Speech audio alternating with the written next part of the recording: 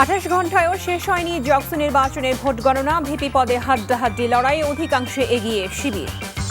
রোববার উত্তরাঞ্চল দিয়ে ঢাকার বাইরে সফর শুরু তারেক রহমানের। নির্বাচনী আচরণবিধি মেনে চলার প্রতিশ্রুতি।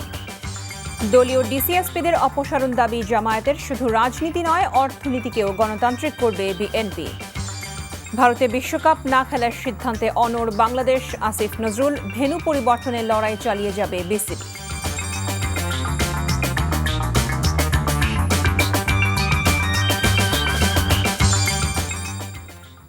আসসালামু আলাইকুম। কানিজ ফাতেমা লোপা স্বাগত জানাচ্ছি এনটিভির সন্ধ্যার খবরে। ক্রাউন সিমেন্ট শিরোনাম দেখছিলেন, এবারে নিয়ে যাব পুরো খবরে।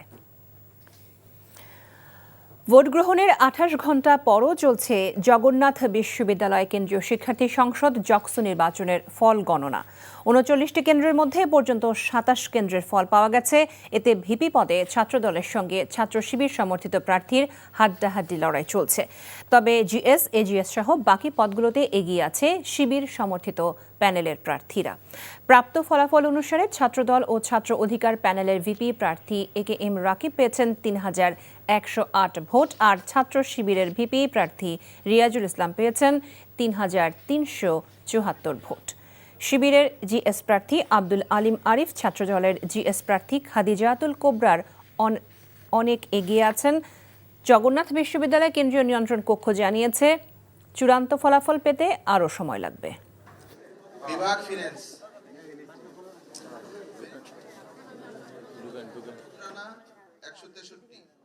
মোহাম্মদ শাহিন মিয়া।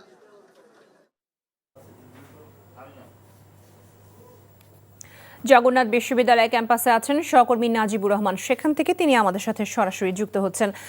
নাজিব, প্রায় 28 ঘন্টা পার হলেও পূর্ণাঙ্গ ফলাফল এখনো হাতে আসেনি। সবশেষ আপনার কাছে কি তথ্য আছে, আর ফলাফল আসলে এত বিলম্বের কি কারণ আপনি জানতে পেরেছেন?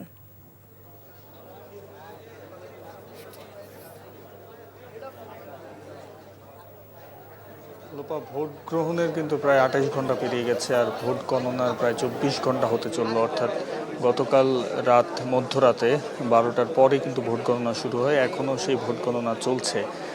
কচ্ছপ গতিতেই বলা যায় এগিয়ে চলছে এই ভোট গণনা, এবং ফলাফলগুলো পেতেও কিন্তু সে কারণেই দেরি হচ্ছে। এখন পর্যন্ত মাত্র 26টি কেন্দ্রের ফলাফল আমরা হাতে পেয়েছি, এবং আরও প্রায় 13টি কেন্দ্র বাকি রয়েছে এমনটি আমরা জানতে পেরেছি।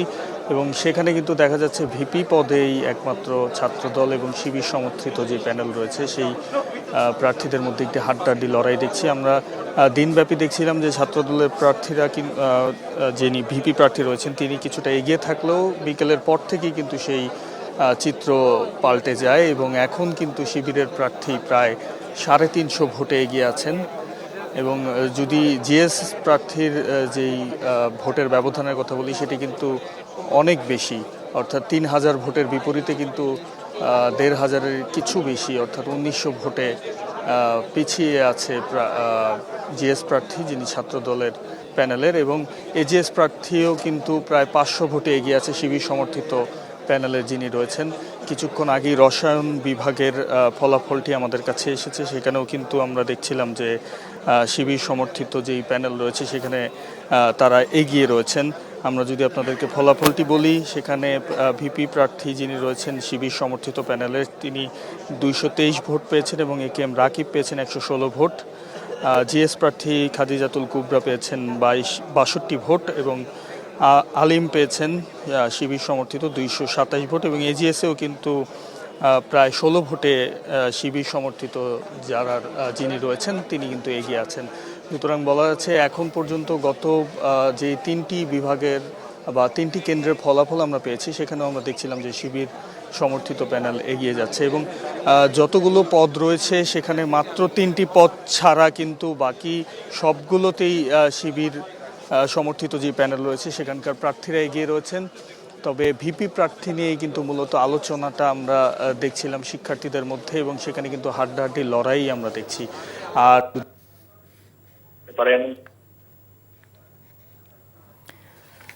জানছিলাম জকসু নির্বাচনের ফলাফলের সর্বশেষ খবর। বাংলাদেশের আগামী নির্বাচিত সরকারের সঙ্গে কাজ করার অঙ্গীকার করেছে চীন। বিকেলে গুলশান কার্যালয়ে বিএনপির ভারপ্রাপ্ত চেয়ারম্যান তারেক রহমানের সঙ্গে বৈঠকে ঢাকায় নিযুক্ত চীনার রাষ্ট্রদূত ইয়া ওয়েন একথা বলেন। দু দেশের স্বার্থ সংশ্লিষ্ট বিষয়গুলো নিয়ে আলোচনা হয়েছে তাদের। এদিকে ঢাকার বাইরে প্রথম 4 দিনের সফরে 11 জানুয়ারি উত্তরাঞ্চল যাচ্ছেন বিএনপির ভারপ্রাপ্ত চেয়ারম্যান তারেক রহমান। অবশ্য এ সময় নির্বাচনী আচরণবিধি মেনে চলা হবে বলে জানানো হয়েছে দলটির পক্ষ থেকে। আপেল শাহরিয়ারের রিপোর্ট। বুধবার বিএনপির ভারপ্রাপ্ত চেয়ারম্যান তারেক রহমানের সঙ্গে সৌজন্য সাক্ষাৎ করতে গুলশান কার্যালয়ে যান চীনা রাষ্ট্রদূত ইয়াও ওয়েন। প্রায় 1 ঘণ্টা বৈঠক করেন তারা। এ সময় উপস্থিত ছিলেন দলটির মহাসচিব মির্জা ফখরুল ইসলাম আলমগীর সহ সিনিয়র নেতারা।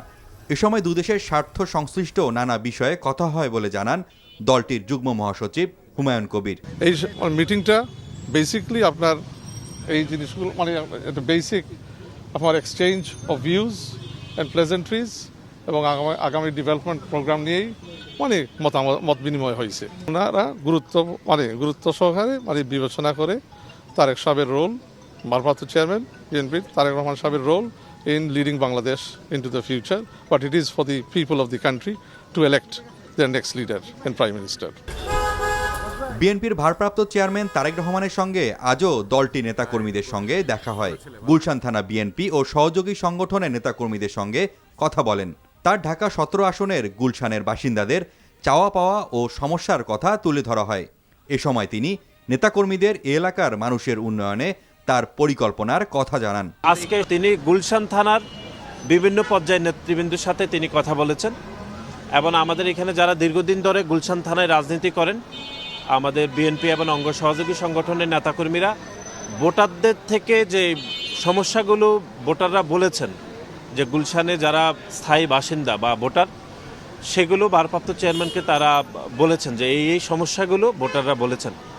সেগুলোর বিষয়ে ভারপ্রাপ্ত চেয়ারম্যান নেতাকর্মীদেরকে বলেছেন যে কিভাবে ভোটারদেরকে দলের পক্ষ থেকে আশ্বস্ত করা যায়, সেগুলো বলেছেন।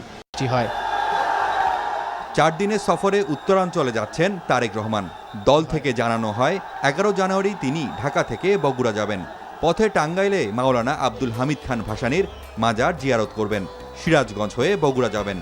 এরপর দিন রংপুরে শহীদ আবু সাইদের কবর জিয়ারত ও পরিবারের সঙ্গে দেখা করে দিনাজপুর হয়ে ঠাকুরগাঁ যাবেন। নীলফামারী, লালমনিরহাট সহ উত্তরের কয়েকটি জেলা ঘুরে 14 জানুয়ারি ঢাকায় ফিরবেন তিনি। এ সময় নির্বাচনী আচরণবিধি মেনে চলা হবে বলে জানানো হয় দল থেকে। নেতাকর্মীদের ব্যানার, ফেস্টুন ব্যবহার না করার নির্দেশনা দেওয়া হয়েছে। Apple Shahriar, NTV news, Dhaka. জাতীয় নির্বাচনে প্রার্থিতা ফিরে পেতে মনোনয়নপত্র বাতিল হওয়া প্রায় 131 জন প্রার্থী তৃতীয় দিনে আপিল করেছেন। এদিকে দলীয়ভাবে নিয়োগপ্রাপ্ত ডিসিএসপিদের অপসারণের দাবি জানিয়েছে জামাত ইসলামী। দলটির নায়েবে আমির ডাক্তার সৈয়দ আব্দুল্লাহ মোহাম্মদ তাহের বলেছেন, মনোনয়নপত্র যাচাই বাছাইয়ে কয়েকটি জেলার ডিসিরা দলীয় সিদ্ধান্তের প্রতিফলন ঘটিয়েছেন। বিকেলে নির্বাচন কমিশনারদের সঙ্গে বৈঠক শেষে তিনি এসব কথা বলেন। বিস্তারিত দেখুন শিউলি রায়ের রিপোর্টে। আগারগাঁও নির্বাচন কমিশন ভবনে তৃতীয় দিনের মতো চলে সংক্ষুব্ধ প্রার্থীদের আপিল আবেদন কার্যক্রম। প্রথম 3 দিনে এই পর্যন্ত 295 জন প্রার্থী তাদের প্রার্থিতা ফিরে পেতে আবেদন জমা দিয়েছে। হলফনামায় তথ্যের ভুল, প্রার্থীর নামে মামলা, ঋণখেলাপি বা সমর্থকদের স্বাক্ষরে গরমিল, দ্বৈত নাগরিকত্ব এমন নানা কারণে বাদ পড়েছে প্রার্থিতা। এদিকে বিকেলে নির্বাচন কমিশনারদের সঙ্গে জামাতে ইসলামী 6 সদস্যের প্রতিনিধি দল বৈঠক করেন। এই সময় মাঠ প্রশাসনের কোনো কর্মকর্তাদের অপেশাদার আচরণ, দলীয়করণ এবং লেভেল প্লেইং ফিল্ড না থাকার বিষয় নিয়ে বিস্তারিত আলোচনা হয়। বৈঠক শেষে দলের নায়েবে আমির ডক্টর তাহের অভিযোগ করেন, প্রার্থী যাচাইয়ের ক্ষেত্রে বড় ধরনের বৈষম্য সৃষ্টি করা হচ্ছে।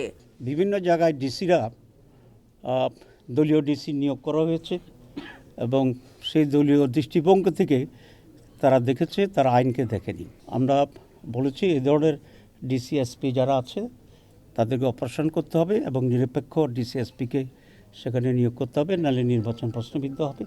ভারতের এক কূটনীতিকের সাথে জামাতের আমিরের আনুষ্ঠানিক কোনো বৈঠক হয়নি জানিয়ে ডক্টর তাহের বলেন, সৌজন্য ওই সাক্ষাৎকে প্রচার না করার অনুরোধ করা হয়েছে দেশটির পক্ষ থেকে। ইন্ডিয়ার সাথে আমির জামাতের কোনো ফর্মাল বৈঠক হয়নি।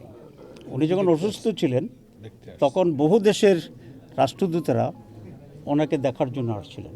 ভারতীয় দূতাবাস থেকে রিকোয়েস্ট করা হয়েছিল যে আমরা আমির জামাতকে দেখতে যাব, উনি অসুস্থ।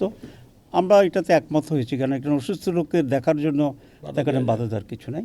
তবে যারা আসছিলেন তারা রিকোয়েস্ট করেছিলেন যে এটা যেন পাবলিক না হয়। নির্বাচনের আইনশৃঙ্খলা পরিস্থিতি নিয়ে শঙ্কা রয়েছে বলেও জানান তিনি। শিউলি রায়, এনটিভি নিউজ, ঢাকা। আইন শৃঙ্খলা বাহিনী একটি বিশেষ দলের প্রতি ঝুঁকে পড়েছে। এতে পাতানো নির্বাচনের আশঙ্কা রয়েছে বলে মন্তব্য করেছেন জামায়াত ইসলামের নায়েবে আমির ডাক্তার সৈয়দ আব্দুল্লাহ মোহাম্মদ তাহের। সকালে দলটির আমির ডাক্তার শফিকুর রহমানের সঙ্গে ইউরোপীয় এক্সটার্নাল অ্যাকশন সার্ভিসেস প্রতিনিধি দলের সাক্ষাৎ শেষে কথা সম্মেলনে জানান তিনি। ডাক্তার তাহের বলেন, পাতানো নির্বাচন দেশকে ধ্বংসের মুখে ঠেলে দেবে। এ পরিস্থিতিতে নির্বাচন কমিশন দ্রুত প্রয়োজনীয় ব্যবস্থা নেবে এমন আশা প্রকাশ করেন তিনি। সংবাদ সম্মেলনে বিএনপির ভারপ্রাপ্ত চেয়ারম্যান তারেক রহমানের নিরাপত্তার প্রসঙ্গেও কথা বলেন জামায়াতের এই নেতা। তিনি বলেন, তার নিরাপত্তা অবশ্যই প্রয়োজন, তবে তা নিশ্চিত করতে গিয়ে যেন অন্যদের প্রতি কোনো বৈষম্য না হয় সে বিষয়েও নজর দিতে হবে। এ সময় এনসিপিকে 10টি আসন দেওয়ার তথ্যকে কাল্পনিক বলে মন্তব্য করেন ডাক্তার তাহের। শুধু রাজনীতি নয়, অর্থনীতিকেও গণতান্ত্রিক করার পরিকল্পনা নিয়েছে বিএনপি। দলটির স্থায়ী কমিটির সদস্য আমির খসরু মাহমুদ চৌধুরী জানান, দেশের কামার কুমার তাঁতি থেকে শুরু করে প্রত্যেক শ্রেণী পেশার মানুষের জীবনের মান উন্নয়নে চিন্তা করছে বিএনপি। এদিকে দলটির স্থায়ী কমিটির আরেক সদস্য ডক্টর আব্দুল মঈন খান জানান, দেশের নির্বাচনের ইতিহাসে মেটিকুলাস ডিজাইনে সাজানো ছিল 2008-এর নির্বাচন। ইফতেখার রেজার রিপোর্ট। প্রয়াত বিএনপি চেয়ারপারসন বেগম খালেদা জিয়ার স্মরণে আয়োজন করা হয় শোকসভা। বুধবার জাতীয় প্রেস ক্লাবে জিয়া পরিষদ আয়োজিত স্মরণ সভায় বিএনপি স্থায়ী কমিটির সদস্য আমির খসরু মাহমুদ চৌধুরী বলেন, দেশের গণতন্ত্রের প্রশ্নে বিভিন্ন সময় আওয়ামী লীগ আপোষ করেছে, কিন্তু খালেদা জিয়া আপোষ করেন নাই। এটা একদিনে হওয়ার কিছু নয়। আমির খসরু জানান, রাজনীতির পাশাপাশি দেশের অর্থনীতিতেও গণতন্ত্র প্রতিষ্ঠা করা হবে, যাতে দেশের কোনো শ্রেণী পেশার মানুষ উন্নয়নের বাইরে না থাকে। একজন নেতা শুরু থেকে শেষ পর্যন্ত একদিনের জন্য আপোষ করেন না, একজন নেতা। আর বাকি যারা আছে সবাই বিভিন্ন সময়ে এরশাদের সাথে সহযোগিতা করে নির্বাচনে অংশগ্রহণ করেছেন, বিভিন্ন সুযোগ সুবিধা নিয়েছেন। আজকে যারা পালিয়ে গেছে তারাও আপোষ করেছে। আজকে যারা আমাদের নির্বাচনে অংশগ্রহণ করছে বিএনপির প্রতিপক্ষ হিসাবে, তারাও কিন্তু এরশাদের সাথে নির্বাচনে অংশগ্রহণ করেছে। এদিকে ঢাকা রিপোর্টার্স ইউনিটিতে বেগম জিয়ার স্মরণে শোক সভার আয়োজন করে জাতীয়তাবাদী সমমনা জোট। সেখানে বিএনপি স্থায়ী কমিটির সদস্য ডক্টর আব্দুল মঈন খান বলেন, যারা দেশের গণতন্ত্রের নামে স্বৈরাচারী হয়েছিল, মুক্তিযুদ্ধের কথা বলে আদর্শচ্যুত হয়েছিল, তাদের পরাজয় হয়েছে। 2008-এর নির্বাচন ছিল একটি সাজানো নির্বাচন। অত্যন্ত মেটিকুলাসলি সেই নির্বাচনটি দেশি বিদেশি বিভিন্ন শক্তির সমন্বয়ে সেটির আয়োজন করা হয়েছিল। সেখানে এমন একটি শক্তি কাজ করছিল যারা বাংলাদেশকে তারা বিরাজনীতিকরণের খেলায় মেতেছিল। দেশের বিভিন্ন প্রান্ত থেকে রাজধানীর শেরেবাংলা নগরে দাফনের 8ম দিনেও বেগম খালেদা জিয়া ও শহীদ রাষ্ট্রপতি জিয়াউর রহমানের মাগফেরাত কামনায় মাজার জিয়ারত করতে আসছেন সাধারণ মানুষ, বিএনপির কর্মী সমর্থক ও নেতারা। মাজার প্রাঙ্গণে চলছে মিলাদ মাহফিল ও কোরআন তেলাওয়াত। Iftekhar Reza, NTV news, Dhaka. ফেলানী হত্যার 15 বছর পূর্তি হলো আজ। 2011 সালের 7 জানুয়ারি ফেলানীকে গুলি করে হত্যা করে কাঁটাতারে ঝুলিয়ে রাখে বিএসএফ। বহু বছর ধরে সীমান্ত হত্যাকে যারা নীরবে কিংবা প্রকাশ্যে সমর্থন দিয়ে এসেছে, তাদের অনেকেই ভারতে পালিয়ে গেলেও অন্তর্বর্তী সরকার তাদের বিচারের আওতায় আনতে ব্যর্থ হয়েছে, এমন অভিযোগ তুলেছে মানবাধিকার সংগঠন অধিকার। ফেলানী হত্যাকাণ্ড সহ সীমান্তে বাংলাদেশি নাগরিকদের নির্যাতনের প্রতিবাদে সকালে রাজধানীর জাতীয় প্রেস ক্লাবের সামনে আয়োজিত সমাবেশে এসব কথা বলেন সংগঠনটির নেতাকর্মীরা। তারা বলেন, অন্তর্বর্তী সরকার নির্বাচনের মাধ্যমে ক্ষমতা হস্তান্তরের প্রস্তুতি নিলেও সীমান্ত হত্যা বন্ধে এখনো কোনো কার্যকর ও দৃশ্যমান উদ্যোগ নিতে পারেনি। অধিকার সংগঠকদের অভিযোগ, শেখ হাসিনার শাসনামলে গুমের ঘটনা ছিল ব্যাপক, যার মধ্যে অনেক নিখোঁজ ব্যক্তিকে ভারতীয় নিরাপত্তা বাহিনীর হাতে তুলে দেওয়া হয়েছে। সমাবেশে বক্তারা ফেলানি প্রসঙ্গ টেনে সীমান্তে বাংলাদেশি নাগরিকদের হত্যা বন্ধে আন্তর্জাতিক মহলের পক্ষ থেকে ভারতকে জোরালো কূটনৈতিক চাপ সৃষ্টি এবং দায়ীদের দৃষ্টান্তমূলক শাস্তির দাবি জানান। ভারত সেই সমঝোতা চুক্তি মানেনি। ভারত সেই সমঝোতা চুক্তিকে না মেনে বাংলাদেশের মানুষ যারা সীমান্তের ওপারে যায় অথবা ভারতীয় সীমান্তরক্ষী বাহিনী অনেক সময় বাংলাদেশের অভ্যন্তরে প্রবেশ করে পর্যন্ত মানুষকে হত্যা করে। সেই ভারতের নিয়ন্ত্রণ থেকে হাসিনা ভারতের নির্দেশে বাংলাদেশ চালাতো, কিন্তু তাকে জনগণ জুলাইয়ের অভ্যুত্থানের মধ্য দিয়ে তাকে উৎখাত করে দিয়েছে, কিন্তু আমাদের লড়াই কিন্তু শেষ হয়ে যায় নাই। জাতীয় নাগরিক পার্টি এনসিপির আধিপত্যবাদ বিরোধী যাত্রা আটকে দিয়েছে পুলিশ। বিকেলে রাজধানীর নতুন বাজার এলাকায় ওই কর্মসূচি আটকে দেয় পুলিশ। ভারতীয় সীমান্তে বিএসএফ কর্তৃক বাংলাদেশের নাগরিক ফেলানি হত্যার 15 বছর উপলক্ষে ওই কর্মসূচি আয়োজন করে দলটির ঢাকা মহানগর উত্তর শাখা। বিকেলে শাহজাদপুর থেকে ঢাকার ভারতীয় দূতাবাস অভিমুখে গেলে দূতাবাসের কাছাকাছি এলাকায় ব্যারিকেড দিয়ে মিছিলটি আটকে দেয় পুলিশ। পরে সড়কে এনসিপির নেতাকর্মীরা দাঁড়িয়ে স্লোগান ও বক্তব্য দেন। ফেলানি হত্যাকাণ্ডের ঘটনা উল্লেখ করে এনসিপির জ্যেষ্ঠ যুগ্ম আহ্বায়ক আরিফুল ইসলাম আদিব বলেন, সীমান্তে তখন শুধু ফেলানিকে ঝুলিয়ে রাখা হয়নি, সেখানে বাংলাদেশের সার্বভৌমত্ব ও স্বাধীনতা ঝুলিয়ে রাখা হয়েছিল। ভারতের মদদেই আওয়ামী লীগ পিলখানা ও শাপলা চত্বরে গণহত্যা করেছিল।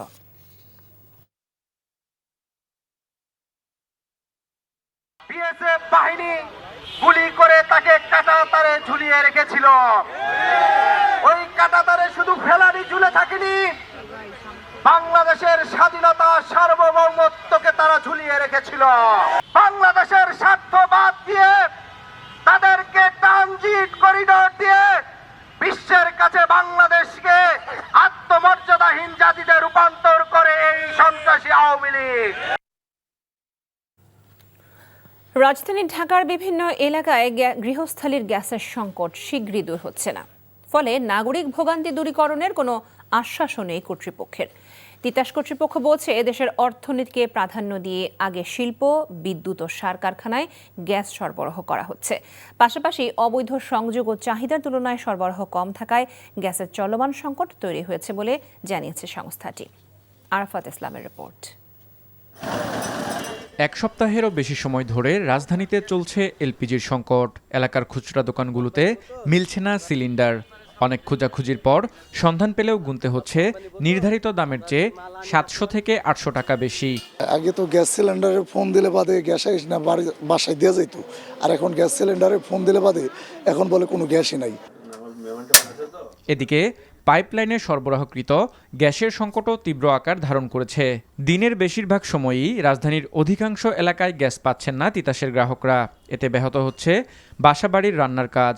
কালকে তো সারাদিন রান্না করতেও পারিনি, গ্যাসের জন্য টাকা থাকতেও তো আমরা নিয়ে আসতে পারছি না, ডবল দাম হয়ে গেছে। তিতাস কর্তৃপক্ষ বলছে, এই মুহূর্তে রাজধানীতে সব মিলিয়ে বৈধ গ্রাহকদের প্রতিদিন 165 মিলিয়ন গ্যাসের চাহিদা রয়েছে। তবে অবৈধ সংযোগের কারণে চাহিদার চেয়ে বেশি গ্যাসের প্রয়োজন হচ্ছে।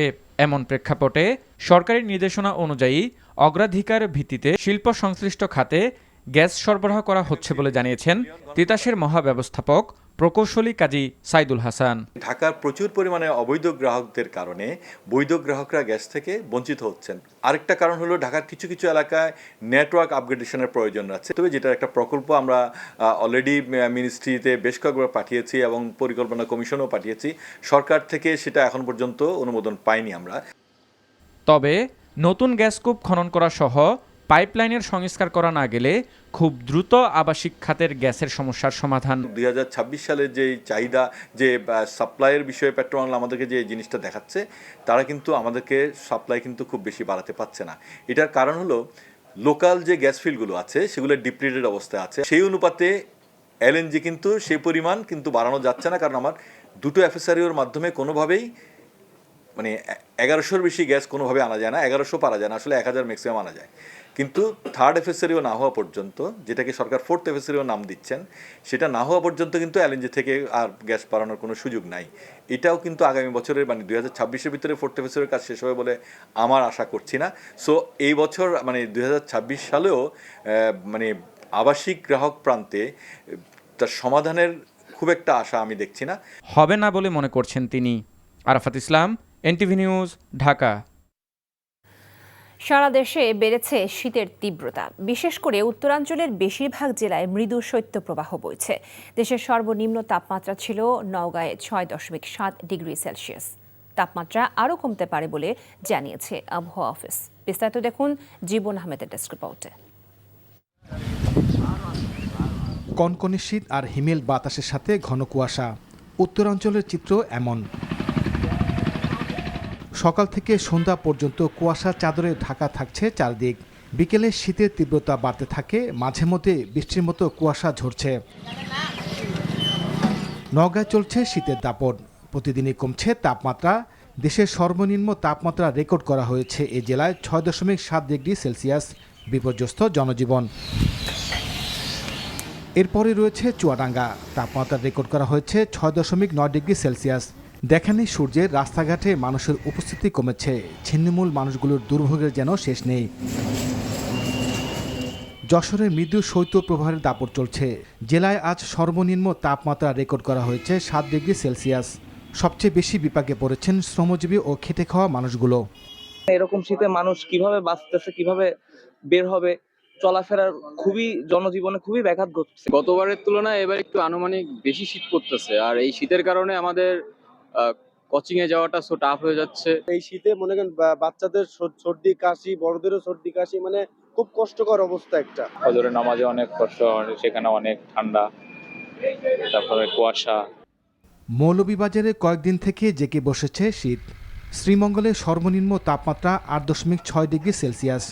সকাল এবং রাতে কুয়াশার চাদরে ঢেকে যায় চারপাশ। হাসপাতালে বাড়ছে ঠান্ডাজনিত রোগীর সংখ্যা।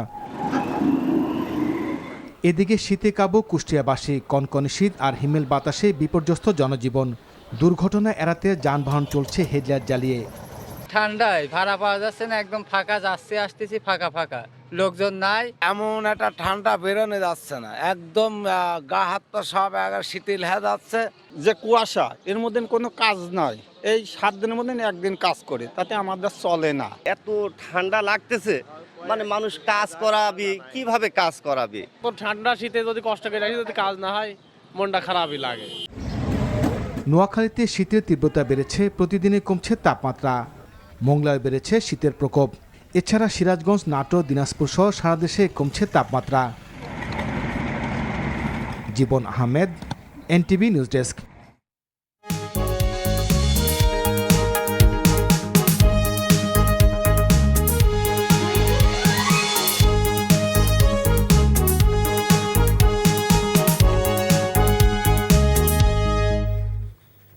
নাসির সিনটেক্স গ্রুপ নির্বাচন পথে পথে। ত্রয়োদশ জাতীয় সংসদ নির্বাচন উপলক্ষে নওগাঁ সদর উপজেলা নিয়ে গঠিত নওগাঁ 5 আসনে ভোটের মাঠে মূলত লড়াই হবে বিএনপি ও জামাত ইসলামের প্রার্থীর মধ্যে। একসময়ের বিএনপির দুর্গ হিসেবে খ্যাত নওগাঁয় বিএনপি দীর্ঘ 17 বছর পর চায় সব কটি আসন পুনরুদ্ধার করতে। আর বিএনপির দুর্গে এবার ভাগ বসাতে মরিয়া জামাত ইসলামী। নওগাঁ থেকে আসাদুর রহমান জয়ের পাঠানো রিপোর্ট। নওগাঁ পৌরসভা ও 12টি ইউনিয়ন নিয়ে গঠিত নওগাঁ সদর উপজেলা। 100 বছরের পুরনো জেলা শহর নওগাঁ। জনজট আর যানজটে নাকাল এলাকাবাসী। দীর্ঘ 17 বছর একতরফা ভোটে বিজয়ী আওয়ামী লীগ এলাকার উন্নয়নে ভূমিকা রাখেনি। তাই এই শহরে একটু বৃষ্টিতে জলজট আর অটোরিকশা, ব্যাটারি চালিত রিকশা এবং সরু সড়কের কারণে যানজট নিত্যসঙ্গী। এবার ভোটারদের মাঝে নতুন করে আশা জেগেছে। উন্নয়ন বঞ্চিত যানজটের শহর নওগাঁ জেলা সদরকে মডেল হিসেবে গড়ে তুলতে যে প্রার্থী অগ্রণী ভূমিকা পালন করবেন তাকেই ভোটাররা নির্বাচিত করতে চান। নওগাঁ সদর আসনে আমরা চাই উন্নয়ন, এবং আমরা চাই গ্রামগঞ্জের জন্য এই উন্নয়ন তৃণমূল পর্যায়ে যেন আমাদের কাছে পৌঁছাতে পারে। সবার প্রয়োজনে সবার কাছে আসবে এরকম লোকজনকে আমরা এবার নির্বাচিত করতে চাই। যারা আমাদের বিপদে আমাদের সাহায্য করছে, আমরা সেই ধরনের প্রার্থীকেই চাচ্ছি। আনুষ্ঠানিকভাবে নির্বাচনের প্রচার প্রচারণা শুরু না হলেও নওগাঁ সদর আসনে বিএনপি ও জামায়াতে ইসলামী দুই দলই মিলাদ মাহফিল, সৌজন্য সাক্ষাৎ, চা চক্রসহ বিভিন্ন অনুষ্ঠানের মধ্য দিয়ে গণসংযোগ করছেন। বিএনপি ও জামায়াতে ইসলামীর প্রার্থী দুজনই আগামী নির্বাচনে বিজয়ী হওয়ার আশাবাদী। বিগত 15 বছর ধরে মানুষের সাথে, মানুষের পাশে আছি, বিপদে আপদে সব সময়। এবং আন্দোলন, ফ্যাসিবাদের যে আন্দোলন সংগ্রাম, সেই সংগ্রামে আমরা প্রত্যক্ষ ভূমিকা রেখেছি। আমরা মনে করি নওগাঁর মানুষ আমাদেরকে ভোট দিয়ে নির্বাচিত করবে। জনগণ এবার পরিবর্তন চায়। বাংলাদেশ জামাত ইসলামের দাঁড়িপাল্লা মার্কায় তারা ভোট দিতে চায়। দাঁড়িপাল্লা জয়ী হবে এই নওগাঁ সদর আসনে, আমরা আশাবাদ ব্যক্ত করছি। এই নওগাঁ সদর আসনে আমরা একটি ভালো রেজাল্ট প্রত্যাশা করছি। বিএনপি কি পুনরুদ্ধার করতে পারবে তাদের হারানো 6টি আসন, নাকি জামায়াতে ইসলামী ভাগ বসাবে বিএনপির দুর্গখ্যাত নওগাঁয়? তা নিয়ে জেলা জুড়ে চায়ের দোকান, বিপণী বিতান, বিভিন্ন দপ্তর ও আড্ডাস্থলে চলছে আলোচনা বিশ্লেষণ। NTV news desk.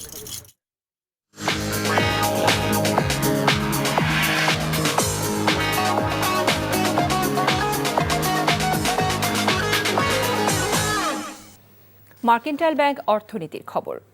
করদাতাদের VAT refund প্রাপ্তিতে ভোগান্তি দূর করতে অনলাইনে ভ্যাট রিফান্ড প্রক্রিয়া চালু করেছে জাতীয় রাজস্ব বোর্ড এনবিআর। সকালে রাজস্ব ভবনে এই সিস্টেমের উদ্বোধন করেন এনবিআর চেয়ারম্যান আব্দুর রহমান খান। এখন থেকে ঘরে বসেই ই-ভ্যাট সিস্টেমের মাধ্যমে অনলাইনে পরিশোধিত অতিরিক্ত ভ্যাটের অর্থ ফেরত পাবেন করদাতারা।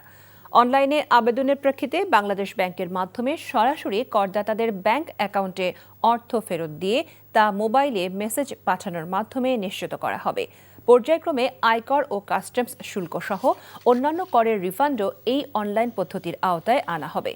আগামী বছর থেকে ই-ভ্যাট প্রদান বাধ্যতামূলক করা হবে বলেও জানান এনবিআর চেয়ারম্যান। ভ্যাটেরটা সাকসেসফুলি করার পরে আমরা ইনকাম ট্যাক্সেরটা করবো। এটা জটিল হওয়ার কোনো কারণ নাই। ট্যাক্স পেয়ার তার নিজের ব্যাঙ্ক অ্যাকাউন্ট ডিটেলস দিবে, সেটা আমাদের রেকর্ডে থাকবে। ট্যাক্স পেয়ার নিজেই শুধুমাত্র আমি রিফান্ড চাই বাটনে ক্লিক করলে ওনার কাজ শেষ। ভ্যাটের আইনে অনলাইন রিটার্ন কম্পালসারি করার কোনো বিধান ছিল না, যেটা আমাদের ট্যাক্সের আইনে থাকার কারণে আমরা দ্রুত করতে পেরেছি। আগামী বছরে আমরা প্ল্যান করেছি যে আমাদের ভ্যাটের আইনেও কম্পালসারি ই রিটার্নের সিস্টেমটা চলে আসবে, অনলাইন রিটার্ন চলে আসবে।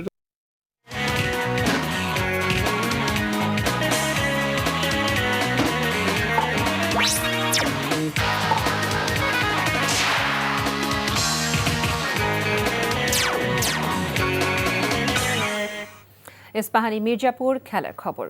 বিপিএলে টানা 5 ম্যাচ হারল নোয়াখালী এক্সপ্রেস। ঢাকার বিপক্ষে 7 উইকেটের হারে এখনও টুর্নামেন্টে জয়হীন খালেদ মাহমুদ সুজনের তত্ত্বাবধানে থাকা দলটি। নোয়াখালীর বিপক্ষে ব্যাটে বলে পারফরম্যান্স করে ম্যাচ সেরা হয়েছেন নাসির হোসেন।